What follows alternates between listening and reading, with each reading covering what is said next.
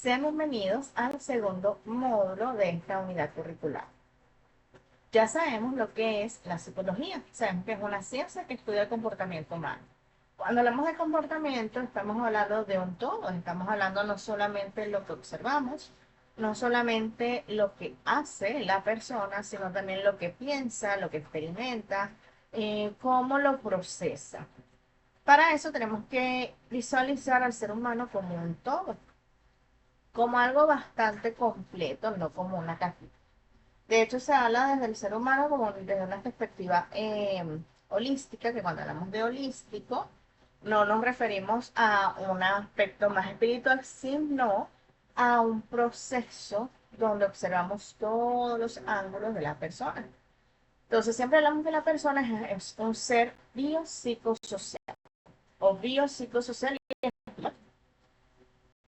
Decimos eso, estamos hablando desde una postura que integra el aspecto biológico y fisiológico, es decir, nuestro cuerpo, nuestras estructuras neuronales, nuestras estructuras químicas y cómo éstas responden a las experiencias externas, que viene a ser este proceso psicológico, donde incluye la personalidad, donde incluye el desarrollo social, donde incluye otros factores y aspectos que tienen que ver más con el espacio en el que nos movemos, ¿bien? Con el espacio vivo. Y cuando hablamos de social, es esa interacción con el ambiente, con la familia, con los espacios educativos, con los espacios de trabajo. El ser humano es un ser social, por lo tanto comparte cultura, comparte valores, comparte normas de conducta que se modifican o se adaptan de acuerdo a los espacios de donde las personas se puedan llegar a criar. Entonces, bien, el objetivo es comprender cómo funciona nuestra mente, cuáles son los procesos que nos permiten interactuar con el mundo y cómo el estrés y la ansiedad se relacionan con ellos, porque en este módulo vamos a estudiar un poco de esos procesos, igual que con que la motivación. Entonces, bien, los procesos psicológicos son mecanismos mentales que nos permiten recoger, procesar, almacenar y utilizar la información del entorno para adaptarnos y responder a él. Son la base de nuestra conducta y de nuestra experiencia. Esto se habla desde el punto de vista cognitivo, donde hablamos que están estos procesos cognitivos, que no vamos a confundir los términos, pero en el proceso cognitivo se da un proceso a la vez. ¿Muy bien? Y repetimos mucho la palabra proceso porque es lo que son. Entonces, cuando hablamos de procesos cognitivos, nos estamos refiriendo a el proceso sensorial, es decir, lo que nosotros sentimos. Los estímulos, bien sean externos, bien sean internos.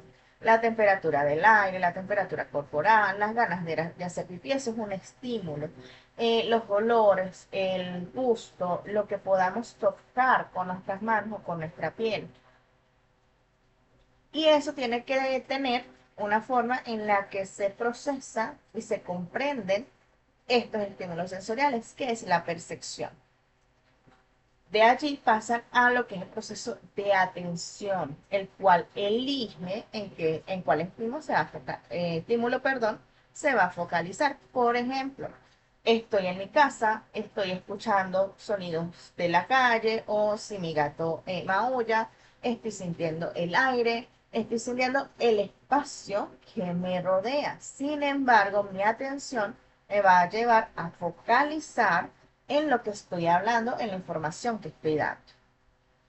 Después del proceso de la atención que elige qué estímulo va a procesar, después que se elige qué estímulo se va a procesar y se va a prestar atención, esto pasa a la memoria, que también tiene unos procesos distintos porque se divide. Cuando pasa la memoria, de allí pasa al pensamiento, que vamos a imaginarnos el pensamiento como un almacén enorme, donde están las experiencias que vivimos, los aprendizajes que tenemos, los símbolos que hemos adquirido a lo largo de nuestra experiencia de vida Y todo eso se conjuga para formar el pensamiento. Ahí también se integra lo que es la capacidad intelectual, que hoy en día se habla de capacidad intelectual o capacidad cognitiva, lo que anteriormente hablábamos de inteligencia. Y finalmente se expresa a través del lenguaje. Y los procesos psicológicos incluyen todos esos procesos, además de la emoción o la dimensión de la emoción y de la ansiedad, del estrés, incluye dentro de eso, de ese proceso psicológico.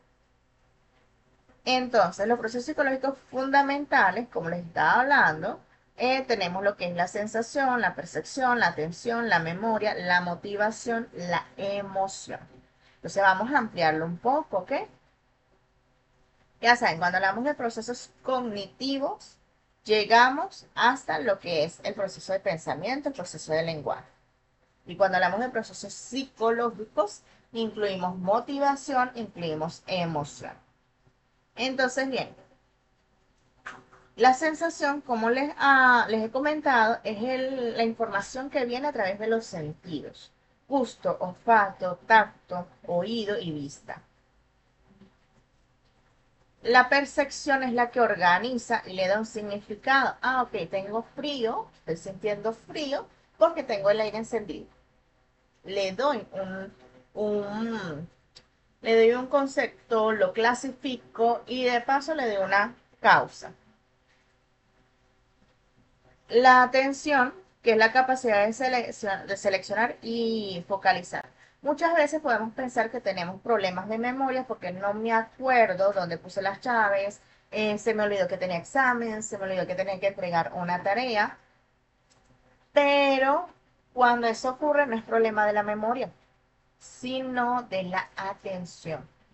Porque si yo no presto atención, no va a pasar a la memoria. Muchas veces se confunde.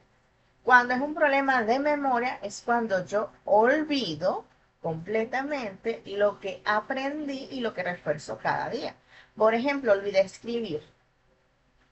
Eso es un problema de memoria. Entonces, bien,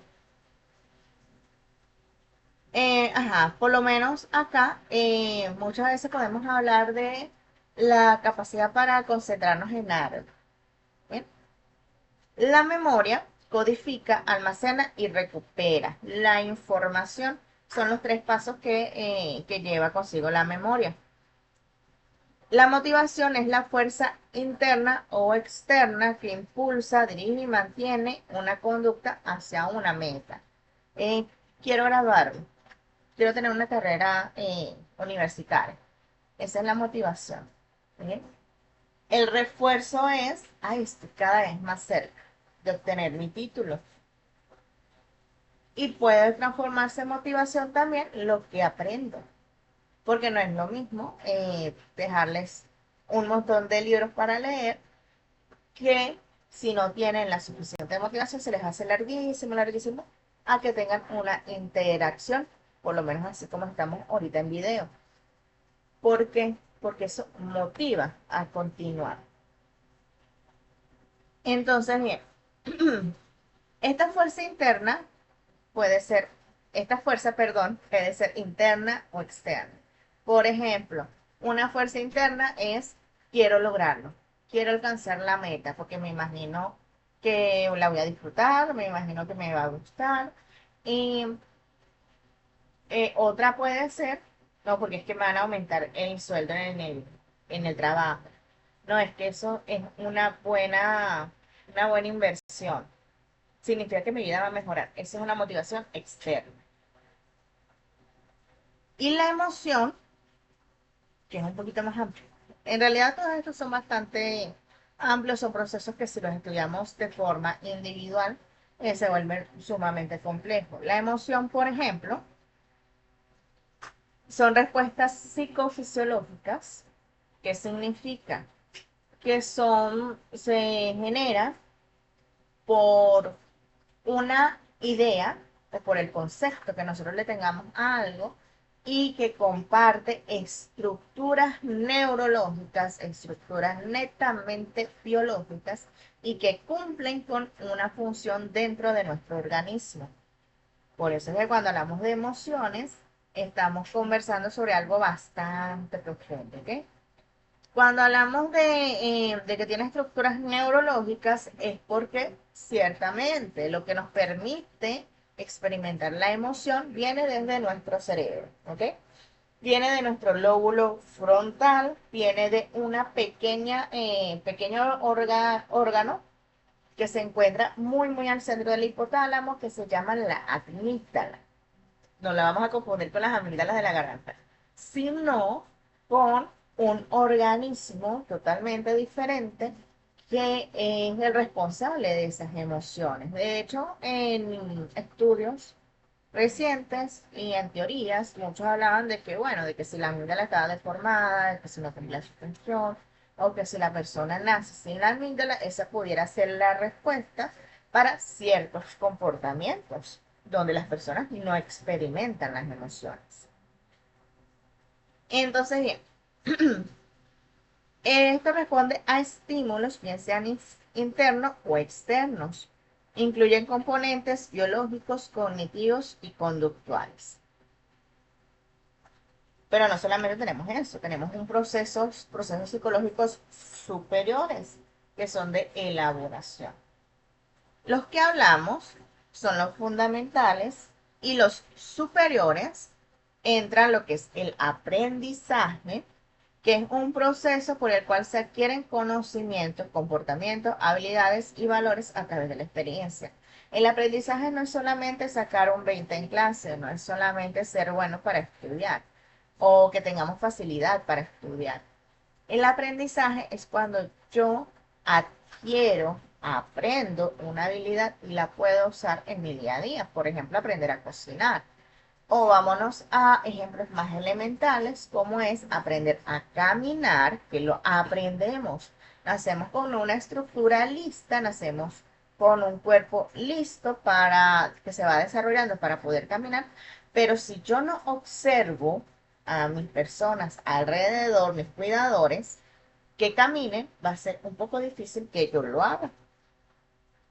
Entonces el aprendizaje es bastante complejo y como les digo, no hablamos solamente del aprendizaje académico, sino de otras funciones del ser humano, como es, nosotros aprendemos a comer, nosotros aprendemos a dormir, nosotros aprendemos a ir al baño, o sea, son cosas tan fundamentales que podemos decir, no, las personas nacen ya con ese aprendizaje, no, nacemos con la estructura lista, pero la aprendemos o la adquirimos a través de nuestra experiencia. Tenemos el pensamiento, que es la capacidad de manipular la información mentalmente en imágenes, en conceptos. Es decir, yo sé que es una silla y que es para sentarse porque a la imagen le pongo un nombre y le pongo un concepto. Esto un componente importante del pensamiento es el razonar, resolver problemas y tomar decisiones. El lenguaje es un sistema de símbolos y signos que permiten la comunicación y la representación del pensamiento. Nosotros no podemos saber lo que piensa algo, solamente porque hacen una cara o solamente porque nos ven feos. No podemos saber lo que piensan. En sí, la única manera de nosotros saber el pensamiento de alguien es cuando lo expresa. Ahora, ¿qué sucede con las personas que no pueden desarrollar un lenguaje hablado? En el caso de las personas con hipoacusia. Hipoacusia son las personas sordas, ¿ok? El término correcto es hipoacusia. Entonces, o con déficit auditivo. Entonces, ¿cómo hacen estas personas para desarrollar el lenguaje si el lenguaje lo aprendemos? Estas personas piensan, estas personas pueden expresar el pensamiento, por supuesto, ¿ok? Porque van a aprender de una forma diferente a una persona que sea oyente. Entonces, en vez de desarrollar un lenguaje hablado, en muchos casos, porque en la mayoría no hay compromiso a nivel de las cuerdas vocales o a nivel de este aparato acá, de nuestra garganta, de nuestra lengua, de nuestra boca, que es la estructura que utilizamos para hablar. Sino que como no puede escuchar cómo se pronuncia, cómo suena, una palabra, no lo puedo copiar, no lo puedo repetir. Entonces adquieren a través de qué? A través de los procesos visuales y a través del lenguaje de señas. Sin embargo, son muchas las personas, de hecho en su mayoría, que a través de la imitación de los movimientos de los labios o tienen restos auditivos y se les puede adaptar aparatos auditivos, desarrollan lenguaje y lo desarrollan muy bien. Bien, dentro de estos procesos psicológicos superiores también tenemos la inteligencia, que es lo que le hablaba, la capacidad general para razonar, planificar, resolver problemas, pensar de forma abstracta y aprender de la experiencia. Actualmente lo conocemos como capacidad cognitiva. ¿Qué ocurre con la inteligencia? La inteligencia no es sacar buenas notas, la inteligencia no es tener éxito a nivel académico, es saber utilizar esa información para que tenga un uso en mi vida diaria. Entonces, cuando hablamos de estos procesos, como les digo, son procesos bastante complejos, no se aprenden de una sola vez, de una sola clase, de un solo módulo, sino que tenemos que irlos leyendo, irlos comparando para poder entenderlos.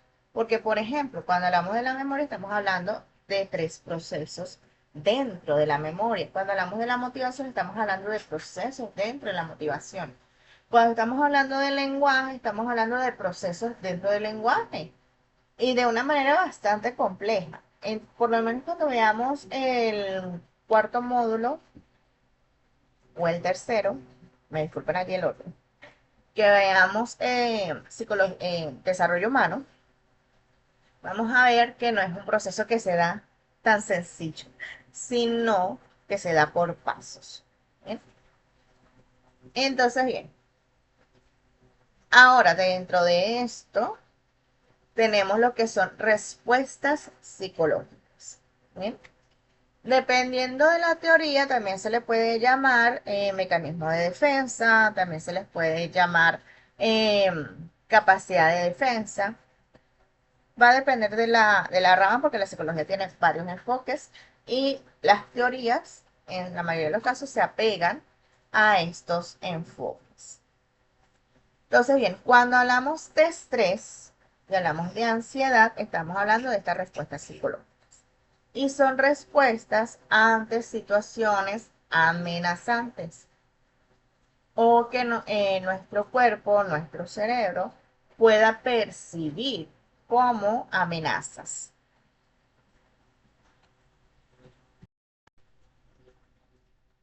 Entonces, bien, el estrés es una reacción del organismo ante demandas, desafíos o amenazas, lo que conocemos como los estresores. Y es una respuesta de adaptación, es decir, me adapto a esa situación, paso por un periodo donde puedo adaptarme a ella y posteriormente el estrés va a bajar porque ya me adapté, ya entendí cómo convivir con esa situación o con ese estresor.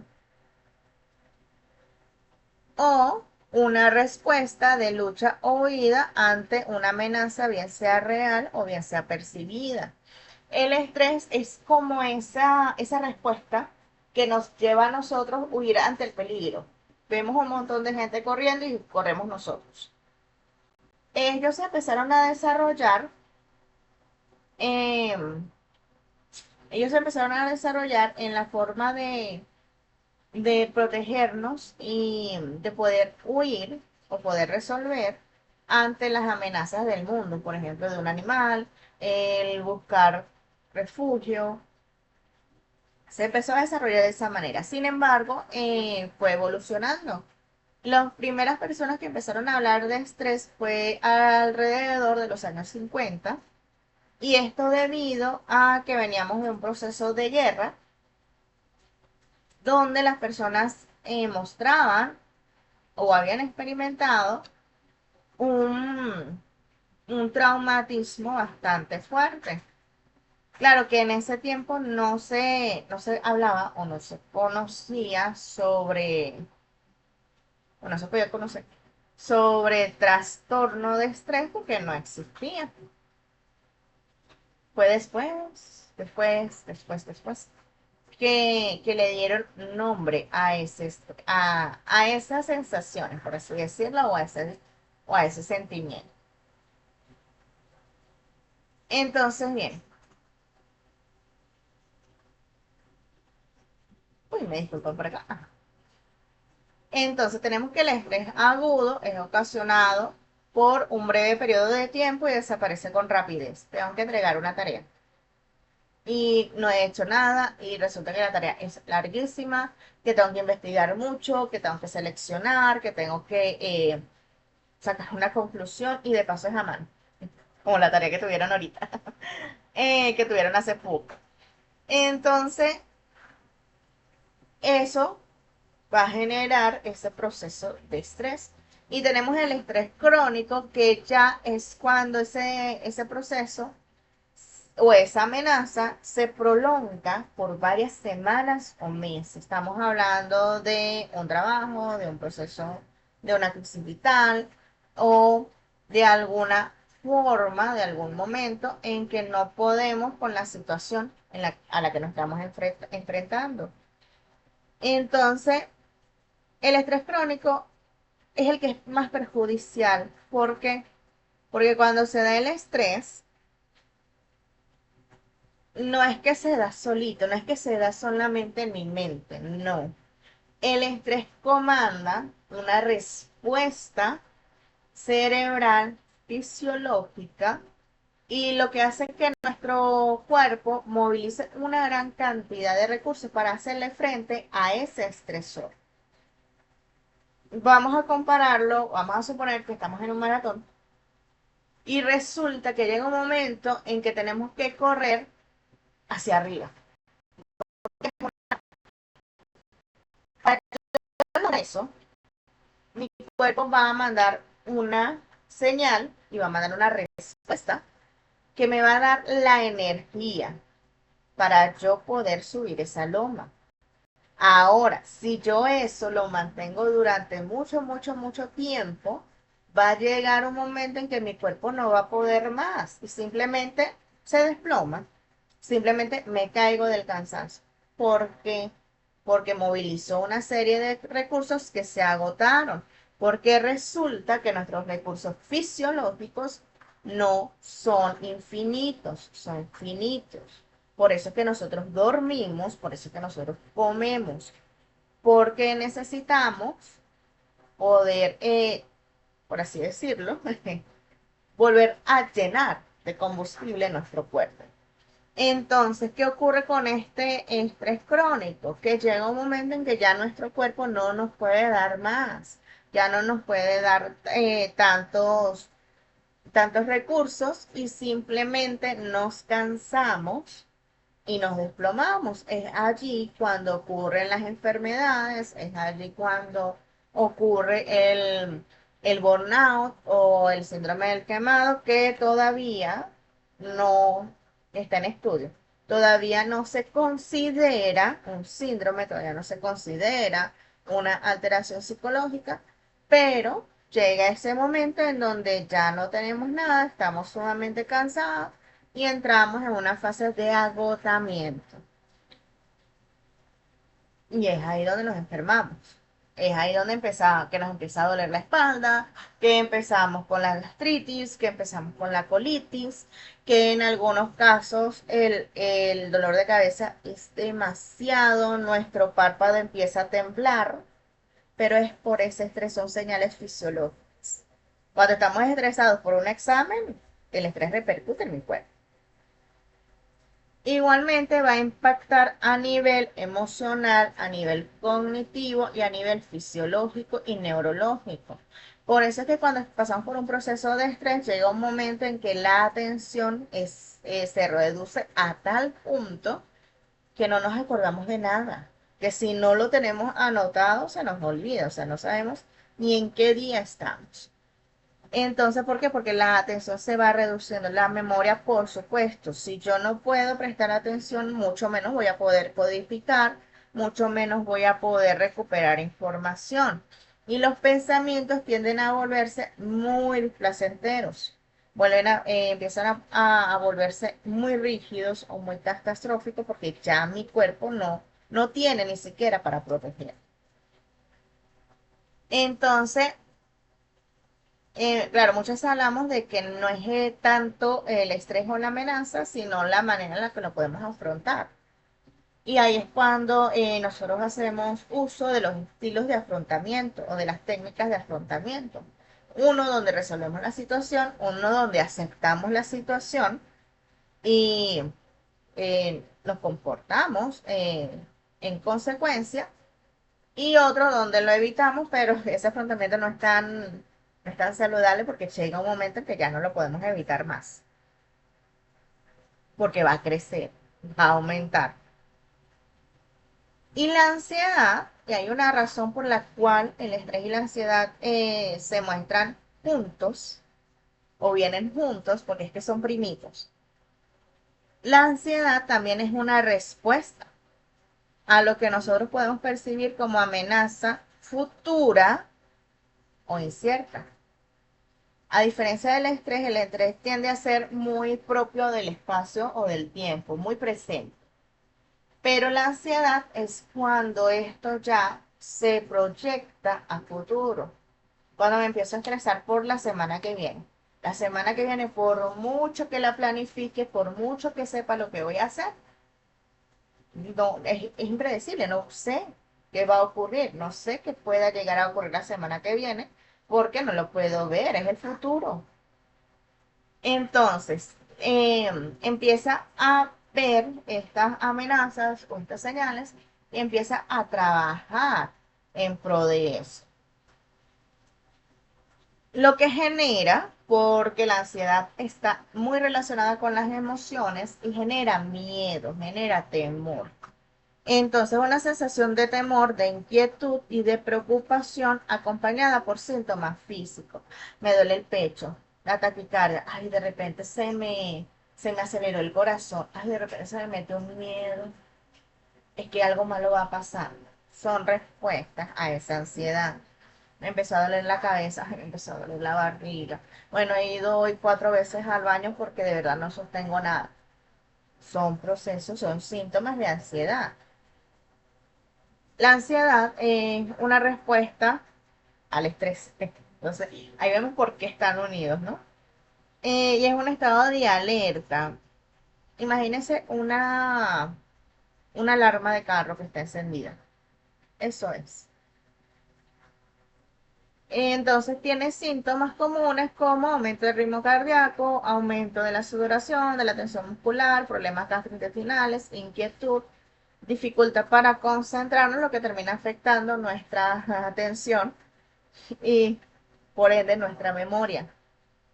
Muchas personas llegan a confundir déficit de atención en lo que respecta al trastorno de déficit de atención e hiperactividad, y lo que tienen es un proceso estresor y un proceso ansioso bastante complejo, bastante complicado, que está generando esos síntomas. Y de la misma manera, hay déficit de atención, hay TDAH, que pasan desapercibidos y son erróneamente diagnosticados con un trastorno de ansiedad, porque los síntomas son muy parecidos, son muy similares. Entonces, bien, no es que sean malos estas reacciones eh, psicológicas o fisiológicas, no son negativas. El problema es cuando perduran en el tiempo, porque una dosis correcta de estrés o moderada puede llegar a generarnos procesos adaptativos, puede llegar a motivarnos, puede llegar a que seamos cautelosos, a que nos protejamos, porque al final del día, el objetivo de la ansiedad, igual que el objetivo del miedo, es protegernos, es cuidarnos ante cualquier situación. Entonces, son beneficiosas. El problema está en cuando se vuelven crónicos y cuando se vuelven desproporcionados. Fíjense que a principios de siglo, en los años 2000, se estaba hablando del estrés como la enfermedad del siglo. Claro, tenemos ahorita muchas demandas que de repente diferentes a las demandas antes del siglo, que hace que el estrés esté muy presente. Por ejemplo, hoy sabemos que tenemos que estudiar, que tenemos que trabajar, que tenemos que cuidar nuestra salud, que tenemos que cuidar nuestra alimentación y no solamente cuidarnos a nosotros mismos, sino a las personas alrededor. Y llega un momento en que son tantas cosas que uno dice, ¿en qué me enfoco? ¿Eh? Que uno dice, ok, son tantas las exigencias que, ajá, o voy al gimnasio o duermo, o estudio o trabajo, pero ¿en qué me puedo enfocar? Si yo puedo, si yo tengo la habilidad, que por cierto es aprendida, se aprende, para poder entender y aprender cómo lidiar con todas mis exigencias, el estrés va a estar a raya. No es que no lo vamos a sentir porque eso no es algo que se dé. O sea, si nosotros estamos estresados, vamos a estar estresados. O sea, punto. No es algo como que hay una vida libre de estrés y de ansiedad. No existe. El estrés siempre va a estar allí, la ansiedad siempre va a estar allí. Pero podemos aprender a convivir con ellos de manera saludable. Entonces, bien, ¿cómo lo manejo? Que es el punto. O cómo es el manejo psicológico. Podemos controlar los procesos de atención y podemos tener una gestión emocional para poder sentirnos bien y no llegar a lo que es un estrés crónico. Como les digo, a veces no es algo que nos podamos evitar o prevenir. ¿Por qué? Porque resulta que, por ejemplo, si yo soy cuidador, es decir, tengo a mi cargo alguna persona con alguna situación de salud, me va a generar estrés. Si yo tengo hijos y bueno, estos niños tengo que llevarlos al colegio, tengo que estar pendiente de su comida, tengo que estar pendiente de su conducta, o sea, es un estrés que no podemos evitar. Igualmente, por ejemplo, en los espacios laborales hay fechas donde el estrés es mayor. Por ejemplo, en el espacio universitario, siempre el inicio es como más tranquilo, hay cierto estrés de la adaptación que me tengo que adaptar a organizarme para las clases, que tengo que adaptarme para poder entenderlas, para poder organizar las tareas y cumplir con las tareas. Pero, por ejemplo, cuando ya estamos en el cuarto bloque, donde de repente nos falta una tarea, donde de repente nos falta una nota y empezamos a estresarnos porque nos va a quedar la materia, no es tan, es algo normativo, ¿ok? Entonces, bien, ahora vamos a hablar un poquito de las emociones, ¿ok? Para entonces cerrar con este espacio. Las emociones son estados afectivos que experimenta el ser humano. Reaccionan al ambiente que vienen acompañadas, son reacciones al ambiente, perdón, que vienen acompañadas de cambios orgánicos, fisiológicos y endocrinos. Fíjense lo importante de las emociones porque es que nos manejan todo nuestro proceso biológico. Cuando hablamos del proceso orgánico y fisiológico es porque mandan señales. Igual que el endocrino, por ejemplo, tenemos hormonas como es la adrenalina, quien responden muy, de una manera, o son muy susceptibles, por así decirlo, a los cambios emocionales que podamos tener. Lo más conocido o lo más que escuchamos o que podemos ver en cualquier plataforma, por ejemplo, es el cortisol. El cortisol es la hormona que se activa mediante el estrés. Y por supuesto se activa a través de estas emociones. Es una cadena, ¿ok? Entonces, bien, viene acompañada de todos estos cambios, por eso es que lo sentimos en el cuerpo. Muchas personas dicen, no, es que yo siento las emociones en el estómago, es que todo me pega en el estómago, cuando estoy molesta, cuando estoy enojada. Actualmente hay una relación que está en vías de ser comprobada, tiene un muy alto índice de que sea así, que las emociones y el sistema gastrointestinal están netamente relacionados. Podemos relacionar enfermedades como las colitis, como las enfermedades gástricas, con procesos emocionales. Igualmente, la hipertensión arterial está muy ligada a estos procesos emocionales.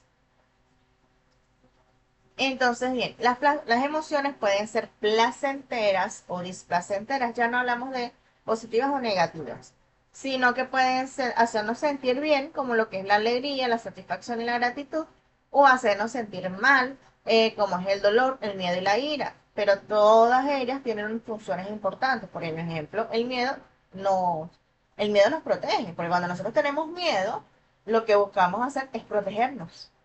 O huimos o nos escondemos. Esa es la respuesta que da el miedo, es una respuesta netamente evolutiva y netamente eh, para poder cuidarnos a nosotros mismos. Entonces, bien, cuando hablamos de emociones tenemos que hablar también de gestión emocional, que es lo que se utiliza para manejarlas. Es decir, que no las eliminamos, no las suprimimos, las sentimos. Hoy en día está muy de moda la inteligencia emocional, es por eso, porque cuando se empezó a entender que nosotros tenemos emociones, empezó a surgir a cómo lo manejo, cómo lo atiendo. Entonces, bien, las emociones han sido ligadas a, sobre todo las displacenteras, por ejemplo, con desarrollo de cáncer, con el desarrollo de problemas dermatológicos. De hecho, sí está comprobado de que los procesos estresantes, los procesos emocionales muy complejos, muy complicados, pueden afectarnos a nivel de piel. De hecho, la alopecia, o cuando empezamos a perder pelitos, pues empieza a caer el pelito, las emociones es una de las primeras espacios que se tienen que evaluar porque puede ser por un problema endocrino, puede ser por un problema netamente biológico, pero las emociones son biológicas. Entonces, hay que atenderlas también. De hecho, cuando hay dificultades dermatológicas, inmediatamente se remite el paciente al psicólogo para poder manejar estas emociones. Entonces, bien, las emociones en sí no son buenas ni malas, es una forma en la que nuestro cuerpo actúa. Estas son innatas en todos los seres vivos y desempeñan funciones muy claras según lo que el ser vivo como las expresa. Como sucede con el miedo y con el asco. Las emociones son motores, por así decirlo. Pueden ser motor para la motivación, para nosotros poder lograr las cosas o lograr lo que nos podamos proponer. En la supervivencia son una fuerza que nos mueve. Si yo no tengo miedo, ¿cómo me protejo? Cruzo la calle sin ver. ¿Bien? De hecho, por ejemplo, un dato allí. Cuando hablamos de trastornos, los trastornos son alteraciones que generan dificultades en varios procesos de nuestra vida, varios procesos emocionales, neurológicos y psicológicos. El trastorno del espectro autista, por ejemplo, que su nombre está en vías de cambiarse, uno de los factores o uno de los síntomas, por así decirlo, es que no procesan el miedo de la misma manera que de una persona que no tenga trastorno del espectro autista. Tienden a no percibir el miedo o a no tenerlo. Por lo tanto, es muy común que estos chicos se escapen, salgan corriendo o tengan reacciones un poco retardadas, es decir, después de que pasó el evento, después de que pasó la situación. Entonces, bien, las personas son capaces de anticipar la respuesta a una emoción para estar mejor preparadas, pero cuando esto se sale de control es cuando observamos, por ejemplo, el proceso de la ansiedad. Eh, Hay ciertas emociones que no son muy placenteras y tenemos que convivir con ellas, como los del odio. ¿Bien? Ahora, los sentimientos es lo que nos genera los procesos externos. Las emociones es algo netamente interno. Entonces, bien, fíjense que desde el punto de vista de la neurología, nos están hablando que por lo menos en el estómago es capaz de recordar, ponerse nervioso y dominar al cerebro. Por eso es que se habla que es un segundo cerebro. Precisamente los estudios de la medicina iniciaron con el estudio de las emociones, cuando Hipócrates nos hablaba de las bilis. Y entonces nos hablaba de que estas tilis hacían alegoría a las emociones que conocemos hoy en día. Piensen de lo importante y de qué tan atrás se crean las emociones. Entonces, bien, por ejemplo, la serotonina, que es un químico a nivel neurológico, lo que nosotros conocemos como neurotransmisor, es el principal que regula las emociones, seguido por la dopamina, que es otro neurotransmisor. Y estos, de hecho, ellos se generan en el intestino. Por lo tanto, se habla de esa conexión tan grande que existe entre nuestros procesos cerebrales y nuestro estómago. ¿Bien? Está muy relacionado. Entonces, bien, las emociones son bastante complejas, pero es algo que no podemos ignorar, ¿ok? Dentro de lo que les voy a subir para que puedan leer, van a encontrar el libro Emociones para la Vida, El Camino hacia tu Bienestar, que es un excelente libro para entender las emociones y lo podemos utilizar en nuestro día a día. También les voy a enviar Manual de Autogestión del Estrés, el manejo del estrés en niños, el estrés en la infancia y el impacto del estrés en la salud para que puedan ir comprendiendo. ¿Muy bien? De hecho, en los deportistas o a nivel de deporte, el estrés es un factor bastante importante que hay que atender. Es una de las primeras cosas. Entonces, bien, estos procesos son complejos, son sumamente complejos y cada uno les voy a subir, por supuesto, literatura de cada uno de ellos para que poder entenderlo. Una de las formas más sencillas de comprender es verlo como un todo y como un todo que está sumamente conectado. No podemos hablar, por ejemplo, de emociones sin hablar de estrés y ansiedad. No podemos hablar de memoria sin hablar de motivación. No podemos hablar de atención sin hablar de motivación, del estrés y de la ansiedad, porque es que todo influye. Vamos a imaginar que el ser humano es un sistema inmenso, como un sistema eléctrico. Y si algún punto de ese sistema eléctrico llega a fallar, el sistema eléctrico va a presentar síntomas, va a presentar signos de que algo no está muy bien. No estamos hablando de que tenemos que tener un control de todo, primero porque hay procesos que no se pueden controlar, ¿ok? Pero sí de entenderlo para poder manejarlo. Y ese es el punto al que queremos llegar. Vamos a entenderlo para su manejo. Entonces, bien, espero que les haya gustado este video. Lean cómo aprendemos del ser humano, leyendo, experimentando y observando. Esa es la forma, ¿ok? Tenemos como quien dice nuestra teoría, tenemos la experiencia viva y tenemos la experiencia observacional para ver cómo los demás viven sus procesos también.